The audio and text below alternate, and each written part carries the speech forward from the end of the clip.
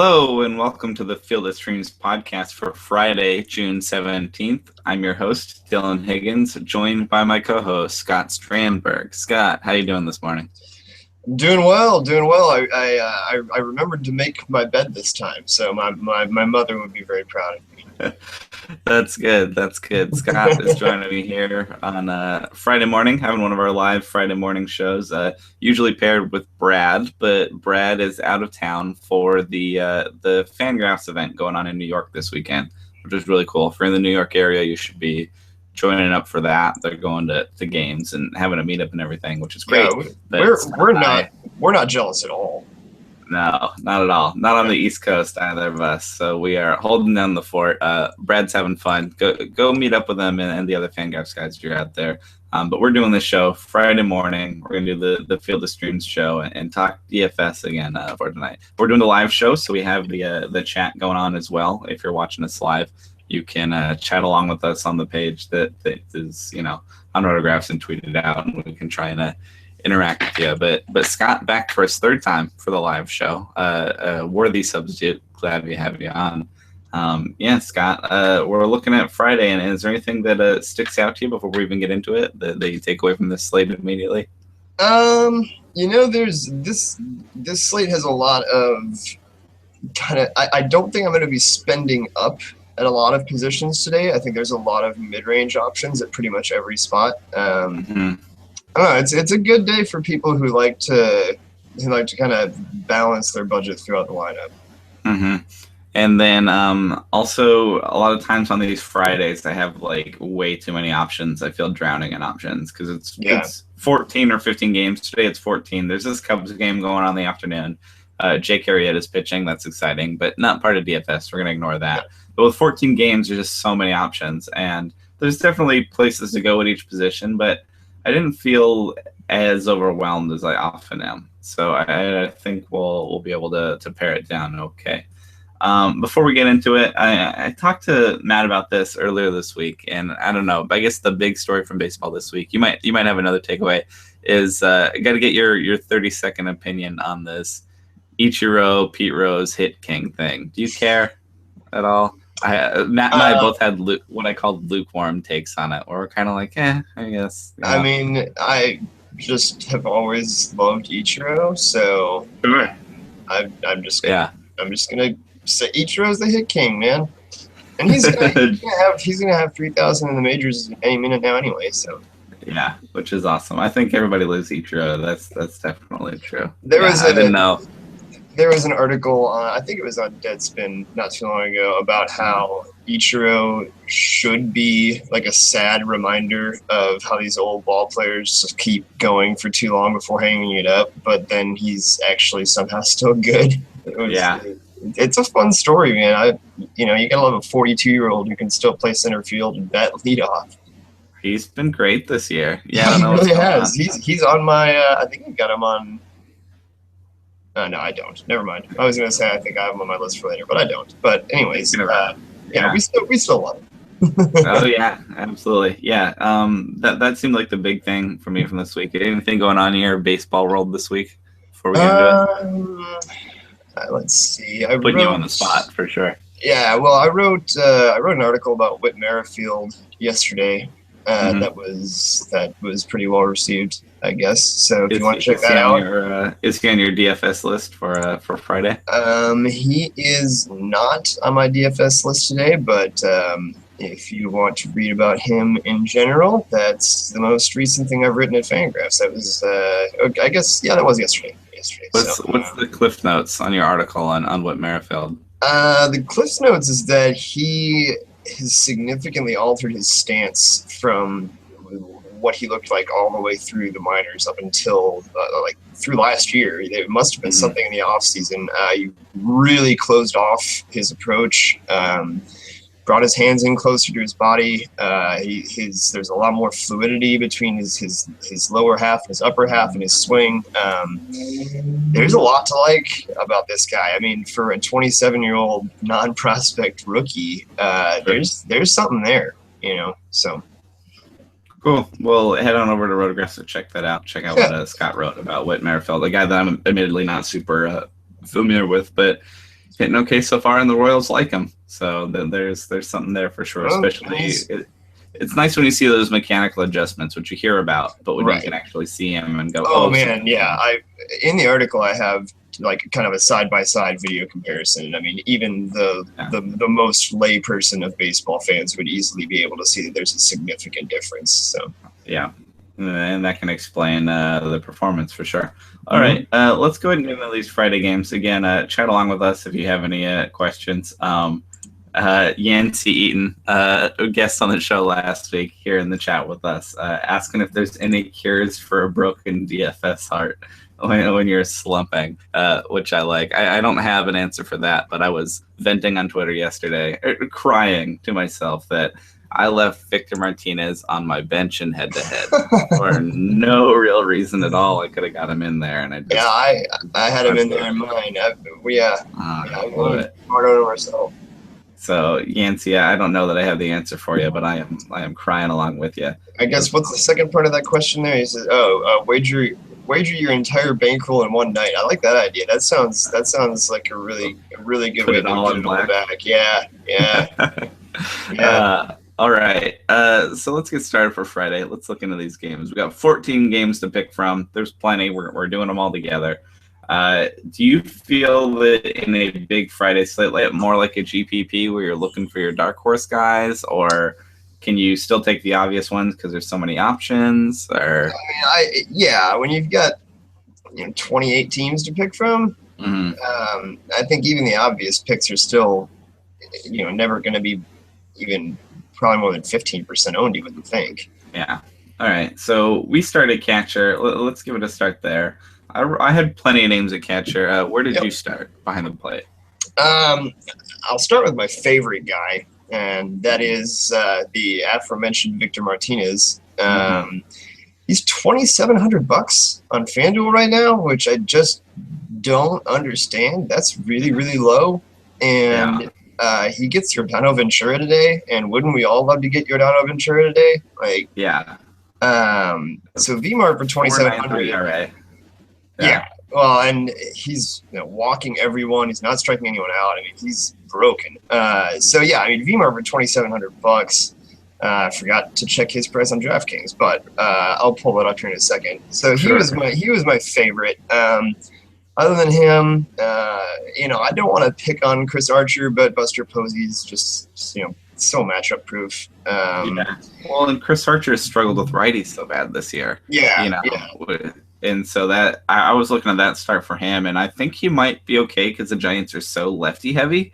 But Buster Posey, the big right-handed bat in that lineup, I'm all in there for sure. Right. Yeah, absolutely. Me too. And then I had Jonathan Lucroy. There's not a whole lot of Brewers that I like against Urias, but I do like Lucroy.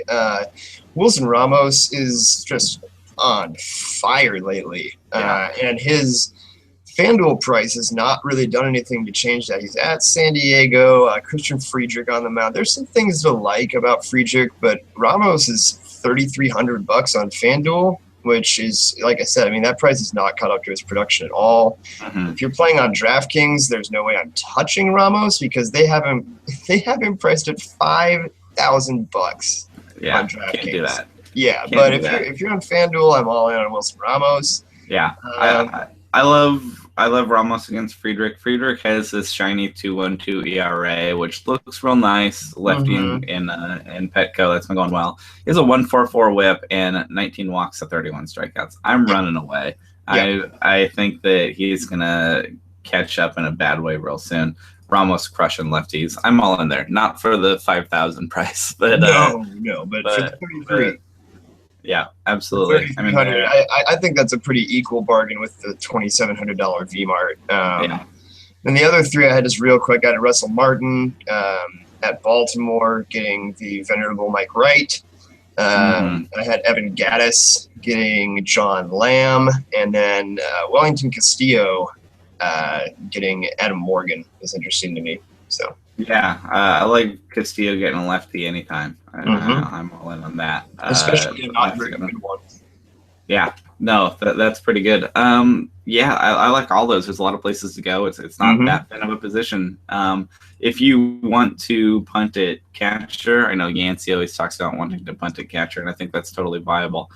Some cheaper guys, you can go Chris Iannetta, getting old podcast friend Rowannes Elias. Rowannes Elias starting for Boston, left-handed, which means Iannetta likes it lefties. Not a ton of upside there, but that's the matchup you'd want him in. And then Iannetta is actually the number 5 catcher on SaberSim today, believe it or not. Yeah, it's a good matchup for him. It's going to Boston. It's one of the few positions you're really excited for him. I wrote Evan Gattis getting John Lamb. If you're in a format where Evan Gattis works for you at catcher, he gets a lefty there, and John Lamb. Also, John Lamb's been bad. Also, the Reds bullpen. So if you can get Evan Gattis in there, I think that's totally fine. And then my last name, if you want to go real cheap, is Cameron Rupp getting Robbie Ray. I have some of these Philly guys that likes against lefties, and Robbie Ray has struggled with righties. Yeah. Cameron Rupp, you're really squinting looking for the upside there, but if you're in a GPP or something and you don't want to spend any money, it's a fine matchup for him. He gets a left, he gets a struggling lefty. It's in Philadelphia. I could see that being okay, but man, if I have the money, it's hard not to go V-Mart or Wilson Ramos or Posey or Castillo. There's so many choices. Yeah.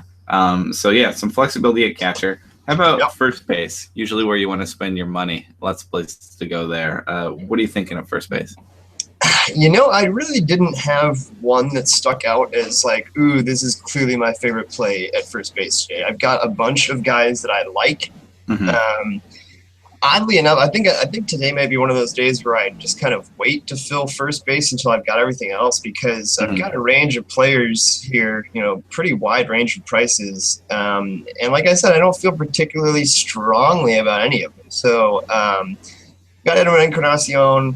Once again, getting Mike Wright. Encarnacion has just been flaming hot lately. How many? I mean, he's got, it seems like he's homering every single game. And Paul Goldschmidt getting Adam Morgan. That's fantastic. Righty lefty right there. Yeah, as much as Goldschmidt's been a bit disappointing this year, still pounding lefties. Yes. He's OPS over 1,000 against lefties. That's a big green light there. Yes. I don't love picking on Asashi Iwakuma, but I'm never going to tell you to not take Big Papi. Mm-hmm. Miguel Cabrera getting Yordano Ventura. If you want to build a Tigers stack against Yordano Ventura, I would not be at all against that idea. I like Joey Votto getting McCullers. Jose Abreu, not a bad pick against Trevor Bauer. Abreu's really been heating up, kind of quietly heating up lately. Mm-hmm. The rest of the White Sox lineup is not, but he has been. That's true, yeah. This could be a Chris Davis day. Oh, sure. He gets Aaron Sanchez, who, once again, not a guy that I'm going to, want to maybe necessarily stack against. But, I do like Chris Davis. I think this is a good day for him. And that I love to dive into tiny little sample size batter versus pitcher data. Yeah, that's always fun. It is. And I will tell you that Chris Davis has 3 home runs in 10 plate appearances against Sanchez. So he pretty clearly feels confident hitting against him. Yeah. My other one was Justin Smoak. He's pretty cheap at first base, and once again, just anybody getting Mike Wright, I feel pretty good about you. And he's been hitting righties just fine. So, yeah, I've been recommending Smoak lately too. Don't usually go cheap at first base, but you certainly can. Another note on David Ortiz, which I'm also green light for me for sure. Again, you're right. I hesitate to pick against Iwakuma, but not only has Ortiz been awesome this year, but he's especially awesome against righties, and he's especially awesome at home. He's like on pace for this crazy like doubles mark. He has 24 doubles in 32 games at Fenway this year, which is just nutty. And he's pounding them off the monster. He's cheating. He's hitting them off to left field off the monster totally. But like, it's not illegal. He can do it again on Friday. Yeah, he has an 800 slugging percentage at home in 32 games this year. 1286 OPS. Away from Fenway, he's hitting a modest 970 OPS. Pretty good. Yeah, But might want to start benching him on the road. I don't know. Yeah. Yeah, he's at home. He's getting a righty. I'm all in there. Again, I'm not running out to exploit Hisashi Iwakuma, but David Ortiz in a good position for sure. Yep. I like those guys. I wrote Chris Carter getting Julio Urias. It's a platoon advantage for him. He doesn't really have a platoon split. He's going to kind of swing at everything and either connect with it and knock it out or strike out. Is just what you're getting with Chris Carter. But if you want that play, I'm totally fine with it. Maybe you can bend the narrative that Urias is young and might make mistakes and leave him in the zone. I don't know. He's pretty talented. I'm not sure what to make of Urias yet, but I like the lottery ticket that is Chris Carter. Then I had two cheaper names. You can take Lee Deho, getting Roenis Elias should start for the Mariners in Fenway against the lefties. And he's been hitting righties also, but he gets a start when he gets a lefty, and he's been all right. Has that power for sure. I mean, it might at some point be time to, if he keeps hitting, they might want to examine giving him a few more at bats over Adam Lind every once in a while. But we'll see if that. I do love Deho Lee today. That's a great pick. He's trying to get in there. He loves hitting lefties. He gets I like a lot of things about that. That's a good pick. Yep, that's the cheap one. And then my other cheap one again. I have these cheap Phillies right-handed batters who it's only if you want to go cheap there. I don't see like the Phillies lineup scoring a ton of runs or anything. But if you want a cheap option, Tommy Joseph has shown pop at first base. They're letting him get starts there, especially when they get a lefty. He has power. There's not a long track record there, but has power for sure. Gets Robbie Ray, who's struggled with righties. So if you want to go cheap at first base, again, more of a GPP thing. If you had Cameron Rupp and Tommy Joseph and they beat up on Robbie Ray, that'd be points that a lot of other people did not have. So I would consider that. Do you have any other first basemen left behind that are should move to second base? All right. I have 6 names at second base. Okay. No, 7. I can't count. Let's see. I also have 7. All right. Ooh, let's see if they're the same 7. I have Dustin Pedroia, who typically likes lefties, but just pounding righties this year and having a great year. Again, it's Hisashi Iwakuma, but the Boston lineup can hit everybody, and he hits high up in it. So David Ortiz could knock him in. I'm not hesitating to take him there either. Not as surefire as Ortiz, but I'm totally fine with it. I wrote Neil Walker getting John Gant. Can you tell me much of anything about John Gant? I'm pretty sure it's actually Ron Gant, and that he has resurrected his career as a pitcher now. So I mean, congratulations to Ron Gant. How old is he? Yeah. Ron Gant is 51 years old, back in the majors as a pitcher. Isn't that crazy? That's good. Unbelievable. Assumed the identity of 23-year-old John Gant, but Neil Walker. They're the same. Have you ever seen those two in the same place before? I can't say I have. Exactly. Actually. Exactly. I can't verify that personally. I love Neil Walker today, though. That's actually one that I had both bolded and highlighted on my little list here. There you go. Is it a Neil Walker love, or is it just picking on Mr. Gant mostly? Combination. Well, it's both of those things and price point. I mean, on FanDuel, you're looking at saving about $1,000, taking him over like a Kinsler or Altuve type. And on DraftKings, you're talking more like $1,500 of discount. And I mean, when he's been healthy, Walker's been cranking the ball this year. And who doesn't want to pick on Ron Gant? Sure, absolutely. You mentioned Altuve and Kinsler. Both have good matchups. Altuve gets a bad lefty, which is just, put starts around that for him. If you can afford it, it's all about value. But if you find yourself the money and you want to go Altuve against John Lamb and the Reds bullpen, if you want to go insert warm Astros body here against John, I'm pretty okay with that. Yeah, that's probably the highest ceiling pick of the day, but you might pay for it. But then I have Ian Kinsler against Ventura. He might prefer lefties, but we just see the Tigers scoring some runs there, and he's at the top of that. So I'm definitely in there. Last couple names I had, Derek Dietrich getting John Gray. I'm intrigued by John Gray in Miami. I am too. Dietrich has gotten way less interesting to me now that they've dropped him so far down in the lineup. Yeah, he's hitting like 7th or 8th every day now. But he's got the pop to run into him though, for sure. Yeah, so that's an option, not an exciting option, but definitely viable. Then my last two, Rugnet Odor getting Michael Wacha. The wheels have fallen off for Michael Wacha. And Odor's hot again. Yeah, he's pretty darn good. He's still so young. A lot of talent there. Likes to hit righties. So I'll add one quick little note on Odor is that on FanDuel especially, he's a real bargain today. He's only $3,100, and he's 4,600 on DraftKings. So I'm probably not playing him on DraftKings, but on FanDuel, man, it's hard to go away from him. Yeah, Michael Wacha's ERA is all the way up to 4.91, which I would not have guessed. Just off the top of my head, he's not striking anybody out, is he? He has 63 strikeouts in 73 innings. So okay, that's a little better than I thought. That's okay. That's not bad. But it's not great. 28 walks. No. He's still okay, but apparently he's throwing too many strikes. He's getting hit. My last name, my sneaky name at second base, if he gets in there, is Jed Jerko getting Cole Hamels, because they like to play him against lefties sometimes. Could work his way in there, can hit lefties, and Cole Hamels, who's a good pitcher, can give up his share of home runs. So and Jerko has the power. So if you want to go cheap and look for a sneaky home run at second base, I think Jerko could be a cheap EV play for you there. Mm-hmm. Those are my second basemen. Who'd you have that I did not mention? I actually had three that you did not. There's just so many places to go today at some of these positions. Mm-hmm. None of these guys are guys I love today. I think there's an opening if you want to try for a low ownership stack. I would not mind trying to stack some Rays against Jeff Samardzija, just because Samardzija is just looking so awful again. So Logan Forsythe is healthy again. He's been hitting righties a lot better this year than he has in the past. I think he's a viable option if you want to go for some sort of weird little Rays stack.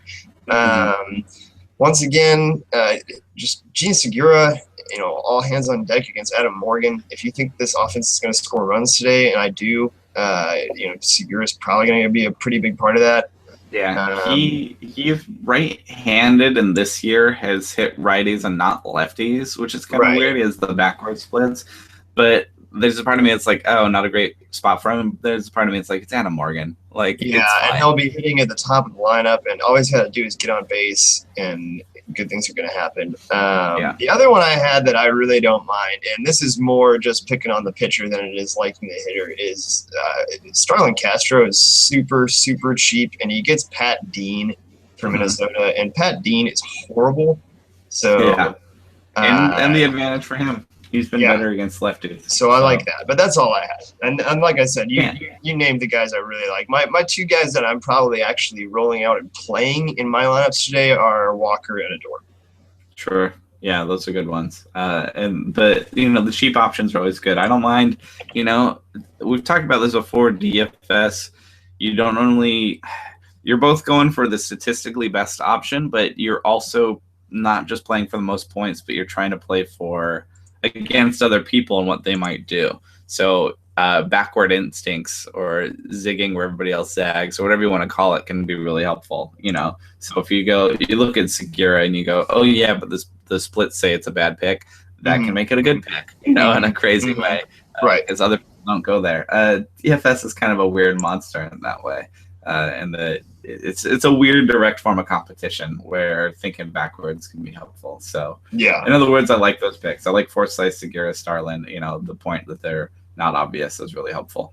As long as they're not terrible, they still have to score points. But those are guys that can still score points. Yeah, being contrarian can sometimes just actually lead you down a rabbit hole to being terrible. So it's a tough line, but it's one of the fun parts of DFS, though. Yeah, absolutely. Yeah. All right, let's look at third base. I had 6 names at third base. I also had 6 names at third base. All right, where did you get started at third? Once again, I got a nice wide range of prices here. A lot of guys. I like all these guys. Josh Donaldson, obviously against Mike Wright, but holy crap, has he gotten expensive, dude? Oh my goodness, it's going to be real hard to fit him into lineups. He costs $4,700 on FanDuel and $5,600 on DraftKings. That's the kind of player where he's almost priced himself out of playability. How do you roster that guy? I get it. I mean, Yeah, I mean, Arenado, I don't really like.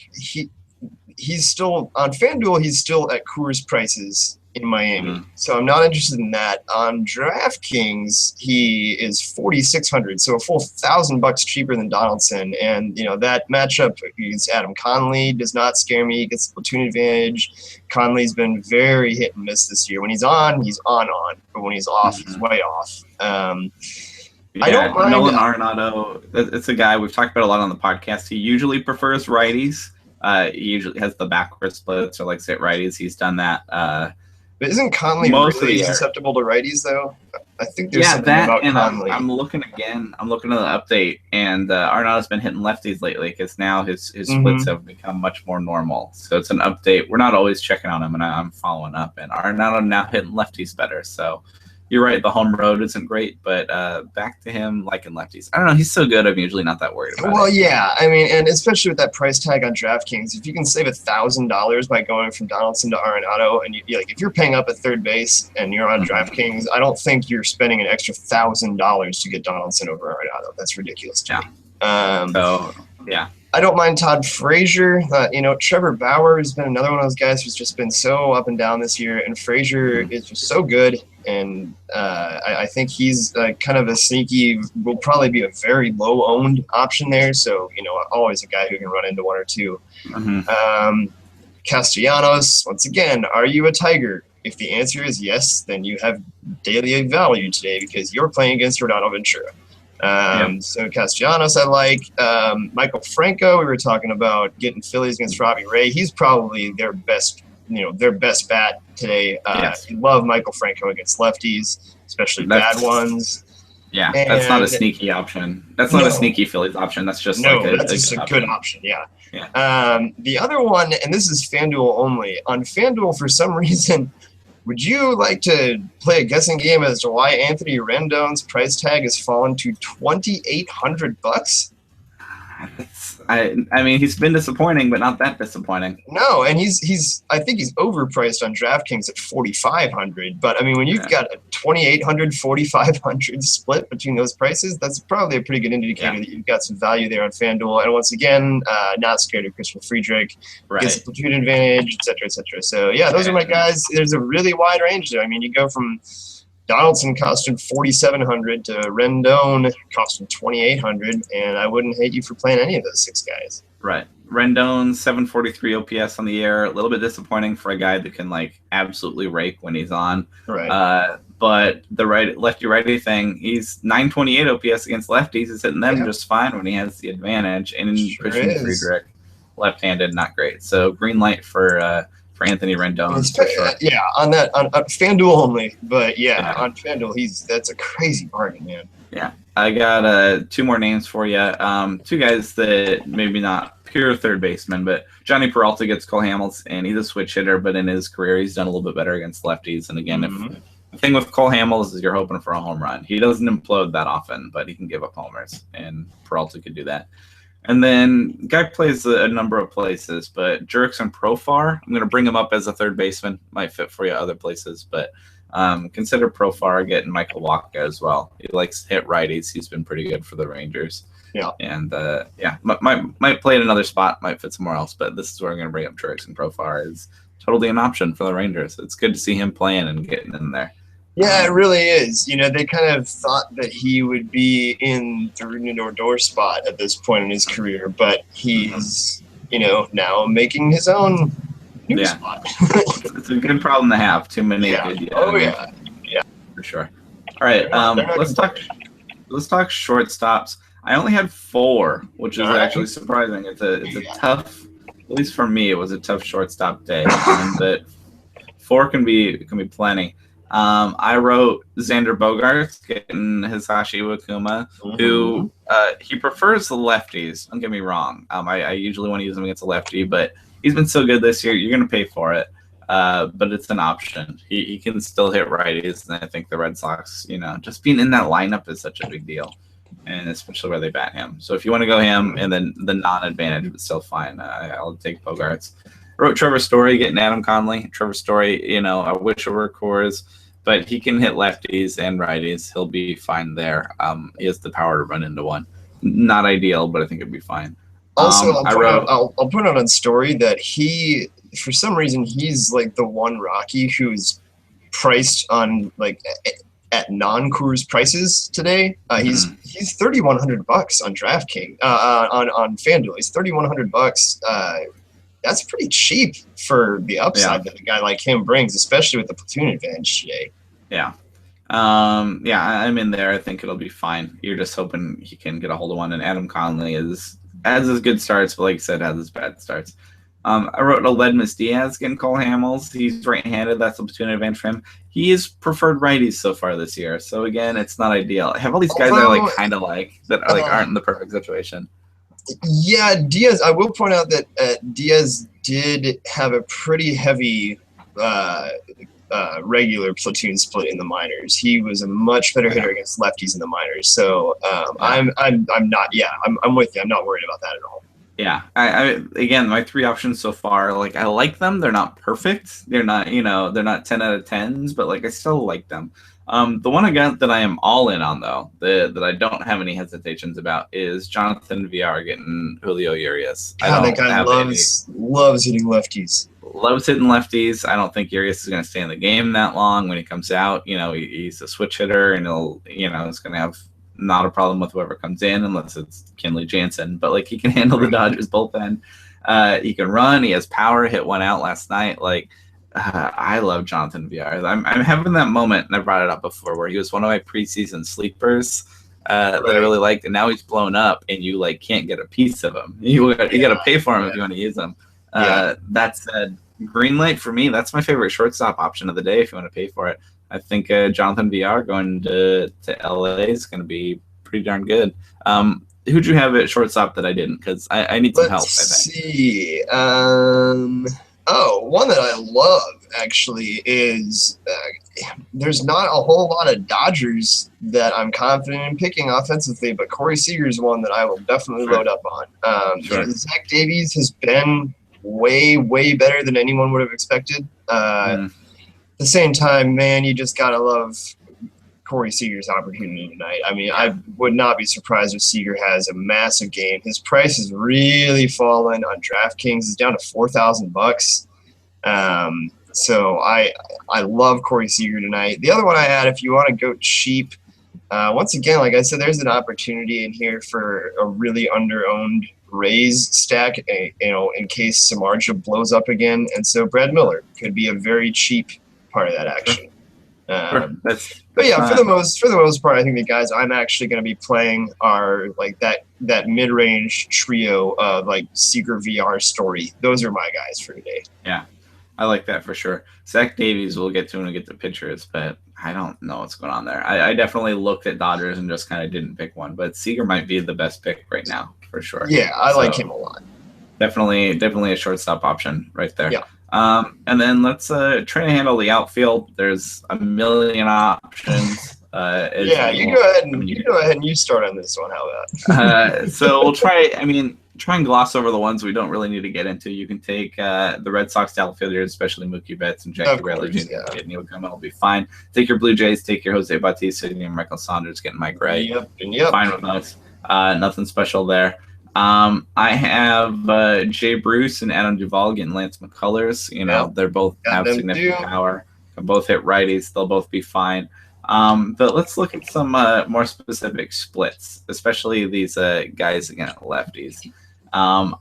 Nelson Cruz and Franklin Gutierrez get Rowan Elias. That's big advantage for them. It's a big Nelson Cruz day. Yeah, we liked Rowan Elias. He's kind of an interesting deception guy, but I think the book's out a little bit by now. And, I will say you're going to spin through the teeth if you're going to try to get Cruz today. But, he's at Donaldson-esque prices, but yeah, possibly worth it. Consider baby Nelson Cruz and Franklin Gutierrez, who also has serious power against lefties. It's going to be a lot cheaper. Same kind of thing. It's just if you want to pay for Cruz, great. If you want the cheaper option, not as good, but certainly can do the same thing. I like him. I have my favorite D-backs outfielder against Adam Morgan. Yasmani Tomas just crushes lefties. Dude, it destroys lefties. Yeah, he really does. He always has. It doesn't hit righties that well. but it'll be the Phillies bullpen when they come in. But you're wanting him to get it against Adam Morgan. So I like Yasmani Tomas a bunch. I also wrote Peter O'Brien, who has serious power and is right-handed. He's kind of more of a question mark, though. He's pounding the ball at AAA. Hasn't really done it yet in the major leagues, but serious power. And so if you're hoping he can run into one, I think that's a fine GPP play to take a pretty unpopular name in a good situation.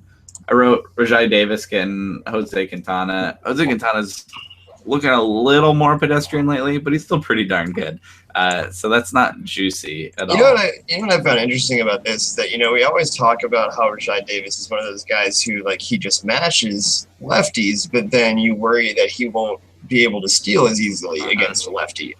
So here's one instance where, the batter versus pitcher data comes in really interesting. So he's got 43 career at-bats against Jose Quintana.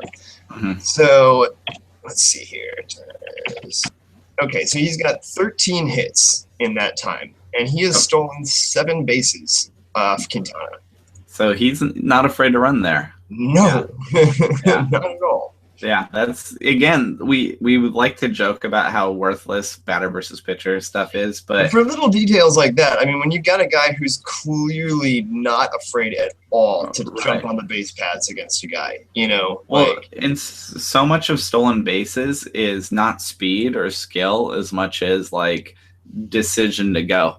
Right, and reading the pitcher, and obviously he has a very solid ability to read Jose Quintana.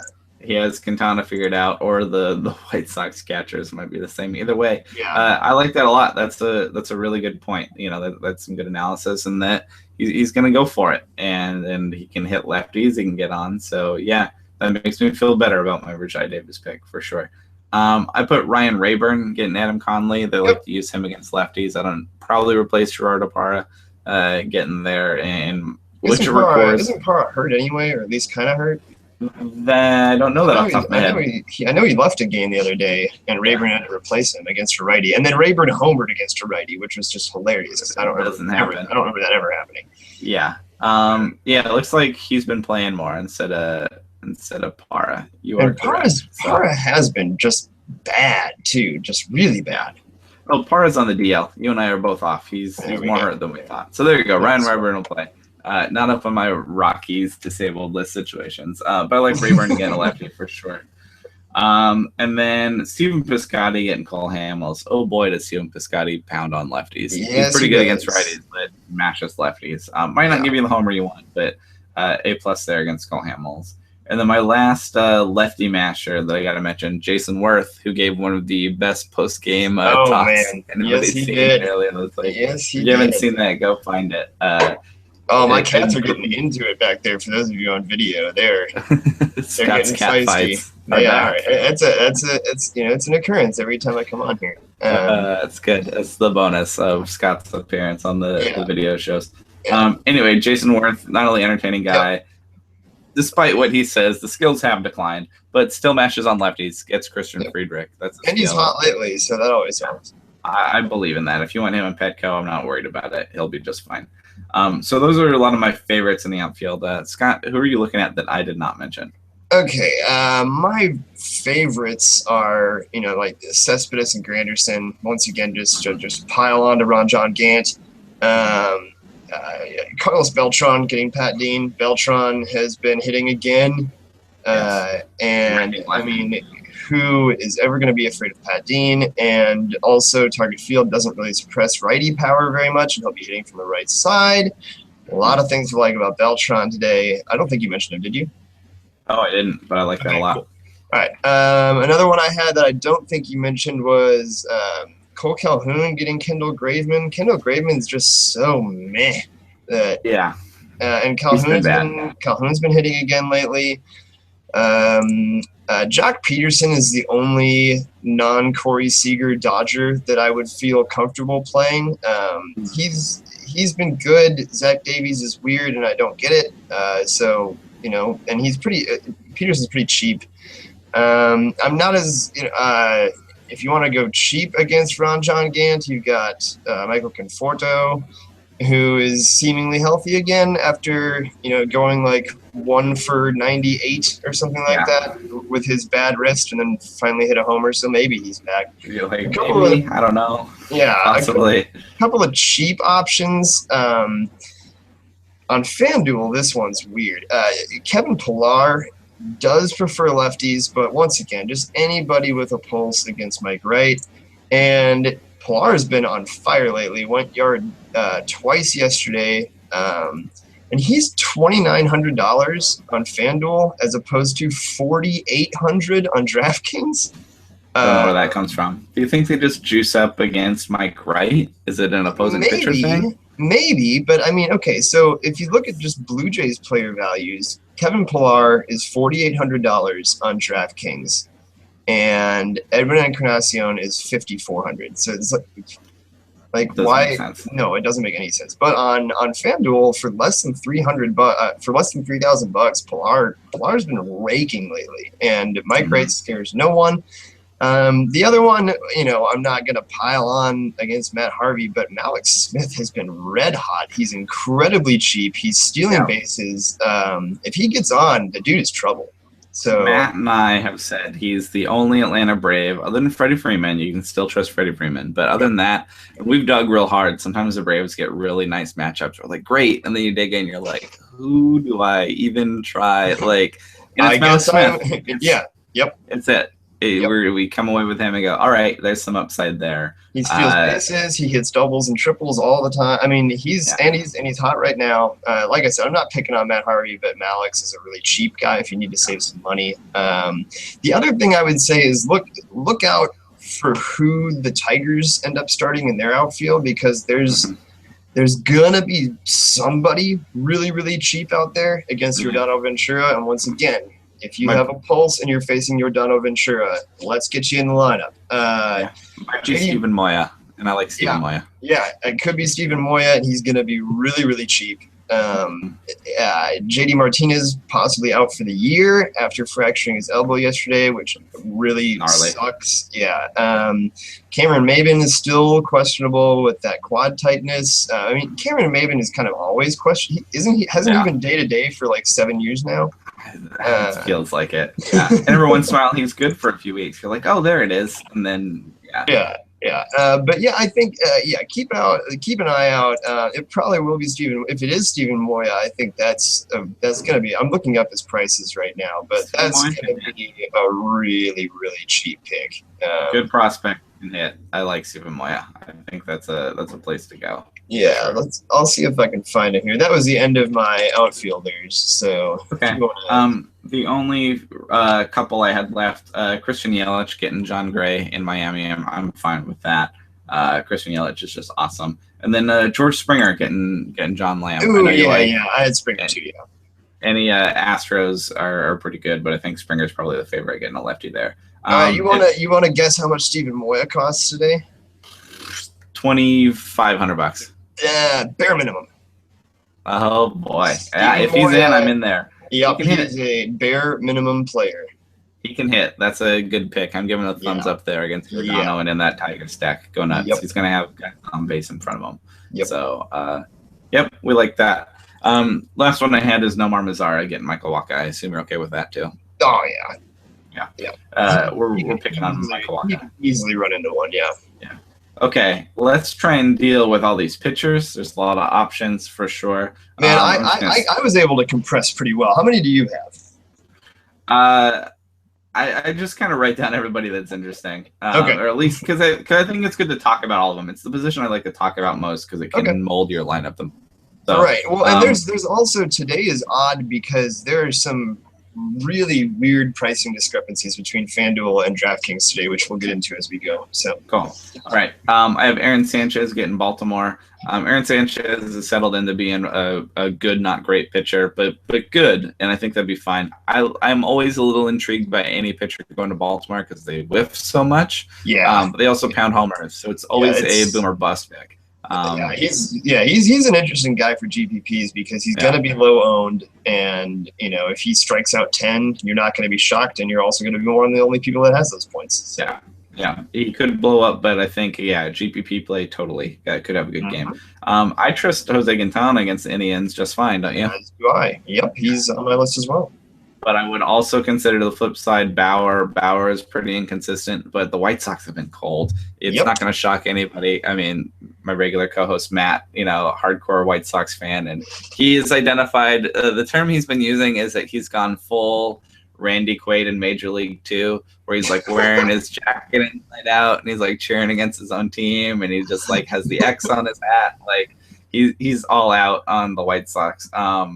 But they've been cold. I think they'll be okay. I'm a little more optimistic than him. But that said, Trevor Bauer has his good outings. I would not be against that pick either. Yeah, he could be all right.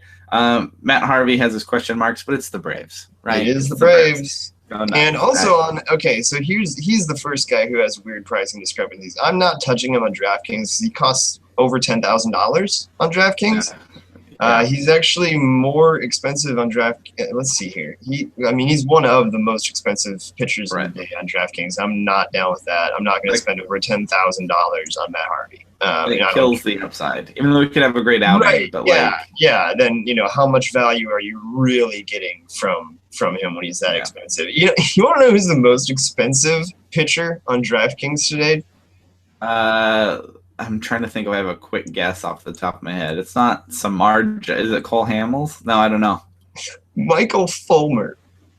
Well, he has that crazy scoreless streak. He does, but he's also near that. He's do it. He's $10,600, which is just hilarious. Matt Harvey is the second most expensive pitcher on DraftKings today. So if you're on DraftKings, nah. But on FanDuel for $8,700, Matt Harvey's totally in play. Yeah. So it's the Braves. I'm not worried about it. John Gray is going to Miami. We talked about this. John Gray, and Miami is a lineup that can roll over. They're not Atlanta, and they can hit. But I don't know. What a weird pitcher that you want to like. But I'm looking away from home. He has a 4.40 ERA. So if that's the upside you're looking for, I guess he's holding opponents to a 5.99 OPS away from home though. Like. The peripherals say he should be better. I think Coors just messes people up. That said, if you want to go cheap option, I don't know. He's one of those guys that, if he struck out 10 in this game, would you be surprised at all? No, he has total strikeout potential, which, makes his points value, gives him a ceiling for sure. Right. Yeah, and once again, I will say I'll add in the FanDuel DraftKings thing. Play John Gray on FanDuel. He's $8,200, very affordable. On DraftKings, John Gray is over $10,000. No, can't do that. Who's playing a $10,000 plus John Gray? Yeah. No, can't do it. But on FanDuel, love him. Love him on FanDuel. Yeah. Yep. I have Jeff Samardzija getting the Rays. Again, he's been shaky, but part of me is like, sneaky Rays stack, and part of me is like the Rays don't hit righties. So not a huge confidence there, but I think he should be fine, don't you? Yeah. Or are you just out on Samardzija? Okay, first of all, I'm kind of out on Samardzija, just not completely, but enough. His last 3 starts have been bad. Yes, he's on a mini cold streak. My other thing with him is that the price has just not fallen. So on FanDuel, he is today's most expensive pitcher at $9,700 for Jeff Samardzija. Nope. And then on DraftKings, he is an even $10,000. Yeah, I like him. I don't. Yeah, I cannot justify spending that money on him today. How about the flip side? We mentioned him earlier, Chris Archer. Chris Archer has struggled this year, still striking everybody out, but his trouble's been with righties, and he gets the Giants, who are mostly lefty heavy. Every time this year that I have said to myself, you know what, I feel okay about this guy against the Giants. Yeah. You know what ends up happening to me? I lose money every time. First of all, they don't strike out. They never strike out. You get no strikeout points from these guys. Are they the new Royals, where it's just like a pesky offense? It doesn't seem like it has that many hard hitters, but you're like, I can't stream against you at all. Man, yeah, the 2016 Giants definitely might be the DFS equivalent of the 2015 Royals. I mean, they're not full of sluggers. Yeah, but they just get on base constantly. They're constantly making contact. They're never, ever, ever, ever, ever striking out. I mean, yeah, they're a tough team to pick against, man. Yeah, that makes sense. Archer's good enough that he can spin a gem against anybody, but I don't know if I'm going there. Yeah. It's an option. Is it? I have zero hesitations about Masahiro Tanaka getting the Twins in Minnesota. That's like strangely one of the safe ones for me. I'm just not scared of the Twins. Yeah, no, who is? Other than Twins fans, no one's really scared of the Twins. Yeah. Tanaka feels safe to me. Yeah, he does feel very safe. I will say he's not striking anyone out this year, although that could be very well mitigated by the fact that the Twins strike out against everybody. So. Yeah. It's a matchup for me. I'm certainly not shying away from him. I'll tell you that. Yeah. So Michael Fulmer has this crazy scoreless streak. I've lost count. It's his last 4 starts, and it's nuts, dude.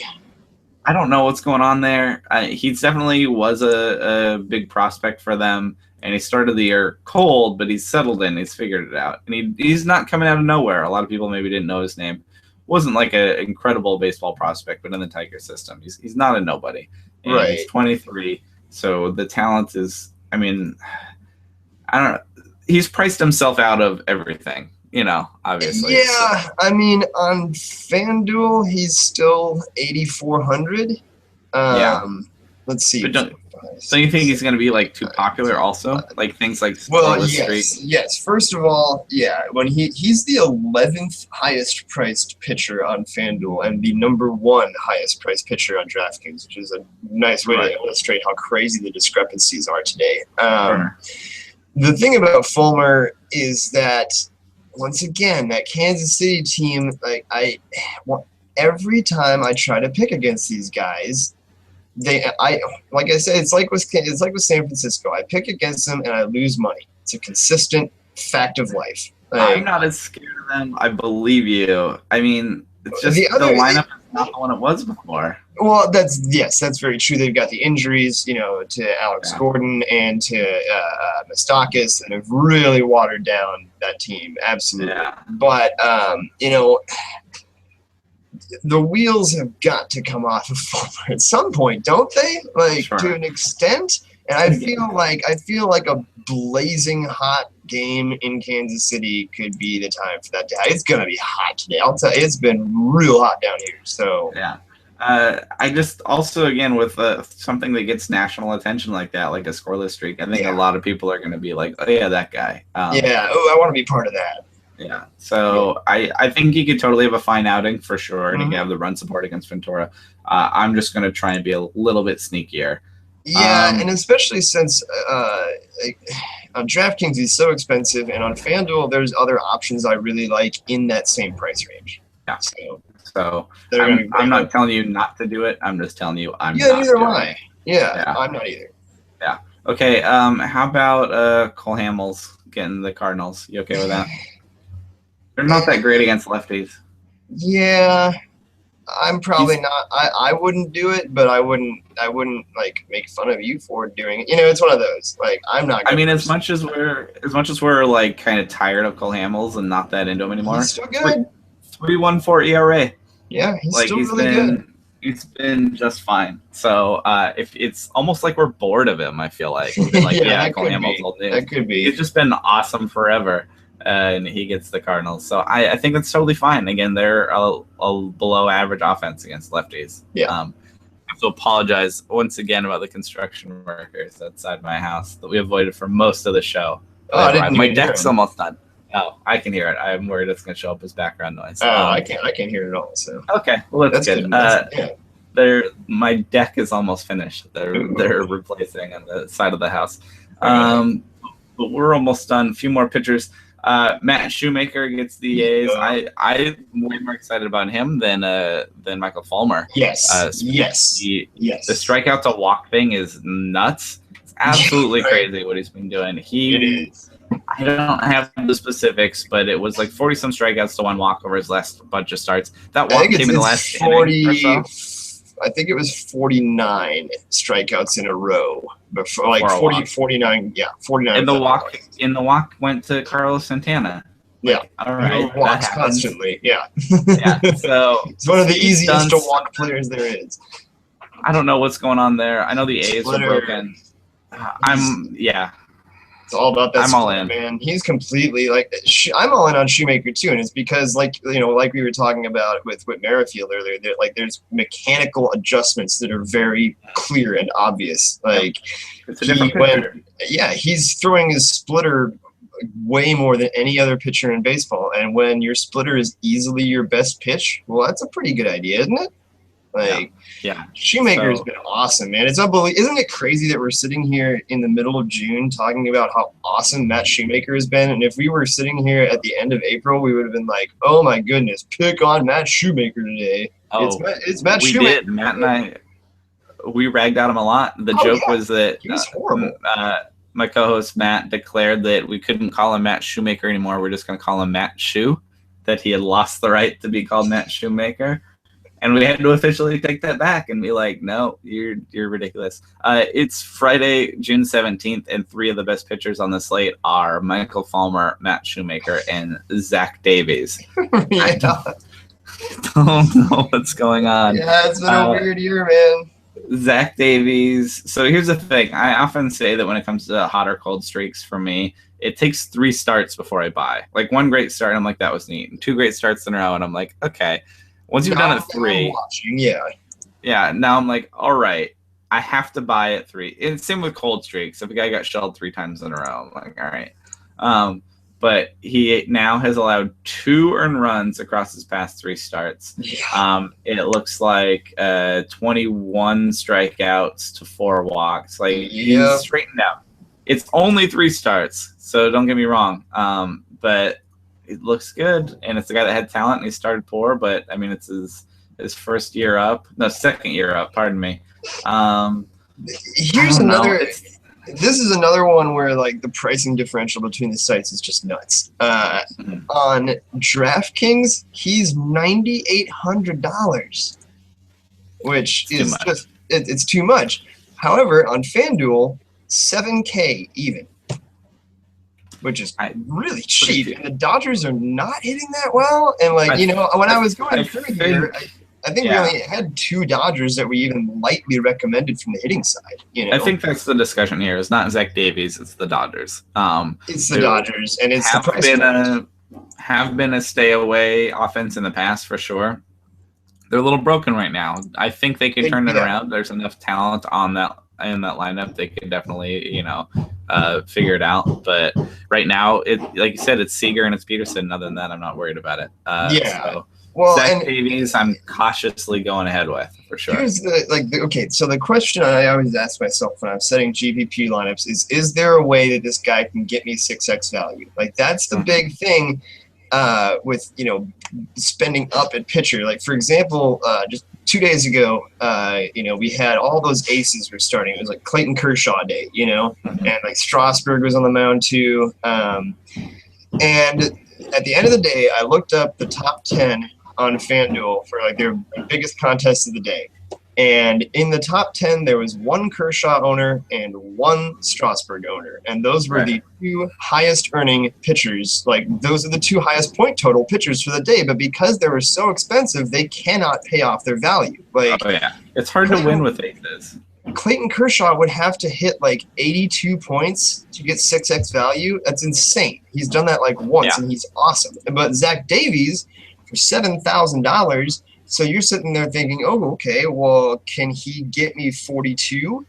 And he's scored at least 42 in his last 3 starts in a row. This guy's banking 6x value and more. So, when you look at the price point for Zach Davies on FanDuel, that's where he gets real interesting for me. And especially, like you said, the Dodgers just they're not hitting like they should be. It's funny if you look at their lineup, you look at it and you're like, oh, yeah, that's a bunch of guys who could probably hit. They probably hit. And then you look at it and you're like, nope, no, they don't. No, they haven't. I think they could. I think we could be in August and they could be the hottest offense in baseball. For but sure, right now, they have the talent. Yeah. So thumbs up for Zach Davies for us. My last pitching name is Joe Ross against the Padres, and Joe Ross has a significant split, and he has struggles with lefties. But good news, the Padres can't hit righties; they don't have any good left-handed bats. So no, they don't. Joe Ross, green light there. He's going to be just fine in San Diego. Yeah, and he's kind of a nice mid-range price option as well. He'll be totally fine there. Again, yes, he can't be weak to lefties, but there's just nobody there I'm worried about. Yeah. Did you have any pitchers I did not mention in this rundown? I am hearing some construction noise now. It's very pleasant. No, it's fine. Okay, so here's the only other guy I had is Julio Urias. Yeah. He is incredibly cheap. Like he's under $7,000 on FanDuel. He's 6,800 on FanDuel, 7,600 on DraftKings. We know the guy has very high strikeout upside. Yes. And he's facing the Brewers, which is a team that strikes out constantly. So if you want to build a stacked lineup of hitters, throw Julio Urias in there. Once again, Urias is one of those guys. Like, this is what I look for in upside for my pitchers. Is this a guy who can strike out 10 and not surprise me?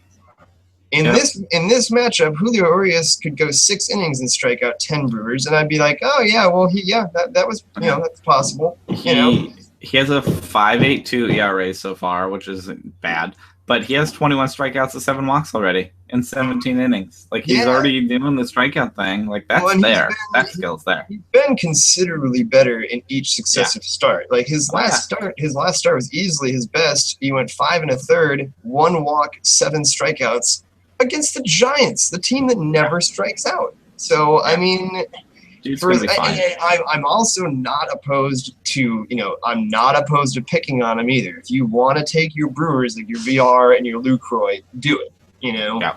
But if you want a nice, low-owned, high upside, admittedly very low floor pitcher, Julio Urias could do some things today. And like I said, that Milwaukee team strikes out so much. Even their good players strike out a lot.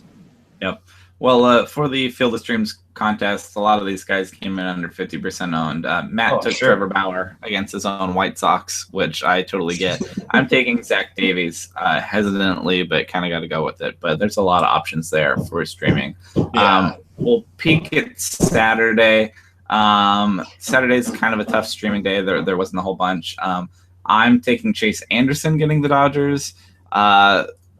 He's been better. Again, I'm trying to hope that they, are as cold as it seems like they might be. And also, you're just a Chase Anderson guy too. I am, but I know when to admit when he's been bad. It's a tough day for streaming. Cody Reed is up. Do you like Cody Reed for the Reds? Does he interest you at all? He gets the Astros, who can hit but can also whiff. Yeah. Obviously they don't have the prices out yet, but something tells me he's gonna be pretty cheap. Yeah, Cody Reed as a prospect is a fairly interesting guy. I don't know that he's going to immediately make a huge impact, but he's going to be good enough to stick in that rotation, I bet. Well, and I would especially take a look at him on FanDuel because they've just been so weird lately with their pricing of guys making their first start. You remember the Mike Clevenger incident? Well, so I believe it was on Monday, Jameson Taillon is making his second major league start, and FanDuel had him priced at $4,600. Right, way too cheap.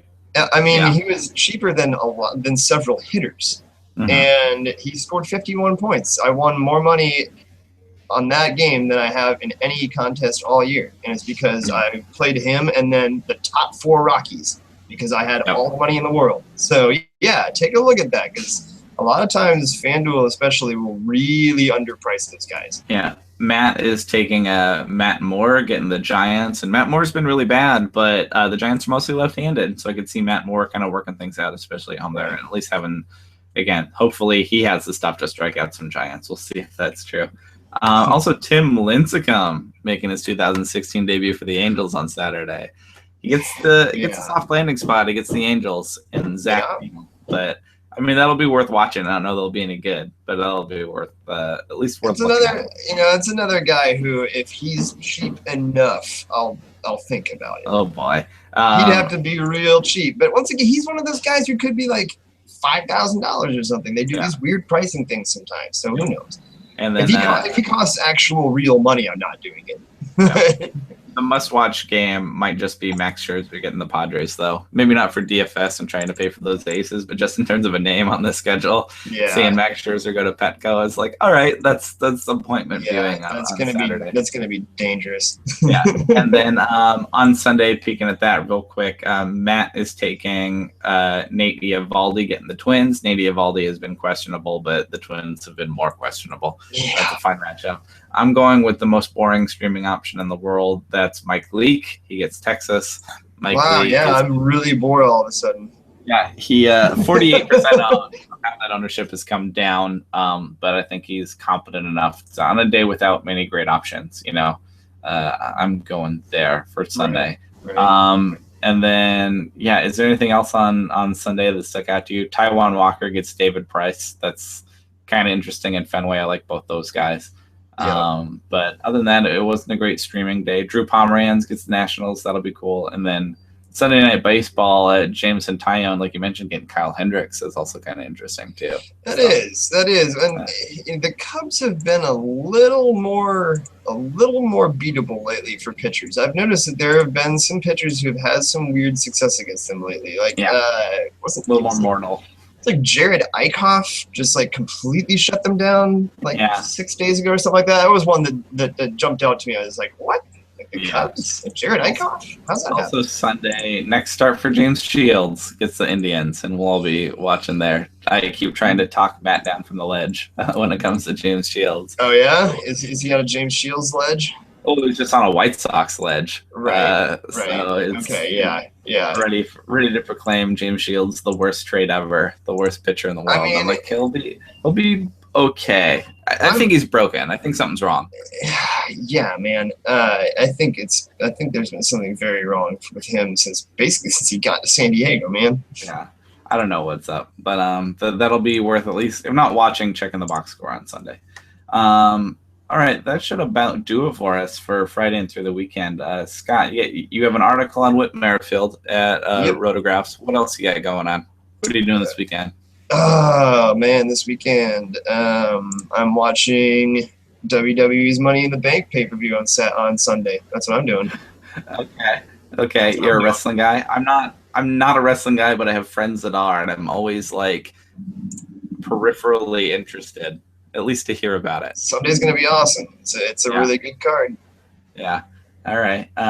Wrestling this Sunday. If you like wrestling, tweet at Scott Strandberg. Again, every time I've been on this show, I've been wearing nothing but wrestling gear. It's like a rule I have for any time I appear on any sort of media. I have to be wearing something.